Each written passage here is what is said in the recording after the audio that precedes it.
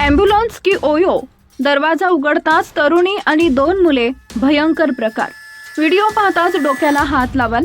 लोक जीव वाचवण्यासाठी वाट मोकळी करून देतात, त्या ॲम्ब्युलन्समध्ये असा प्रकार कसा काय घडू शकतो?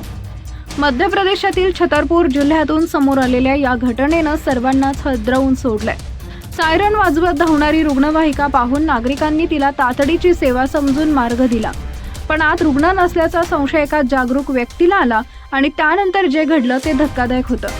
जवळपास 5 किलोमीटर पाठलाग केल्यानंतर जेव्हा ॲम्ब्युलन्स थांबवण्यात आली आणि दरवाजा उघडण्यात आला, तेव्हा आत रुग्णाऐवजी तरुणी आणि 2 युवक आढळल्यानं एकच खळबळ उडाली.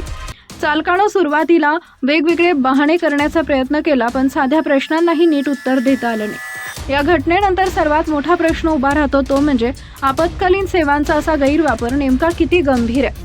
ज्या 108 रुग्णवाहिका सेवेवर लोकांचा जीव अवलंबून असतो, त्याच सेवेचा असा वापर होत असेल तर सामान्य माणसानं विश्वास ठेवायचा तरी कसा?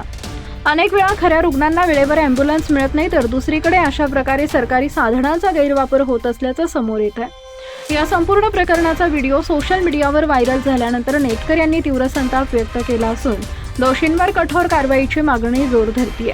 ही घटना केवळ एक प्रकार नसून संपूर्ण व्यवस्थेवर प्रश्नचिन्ह उभं करणारी आहे.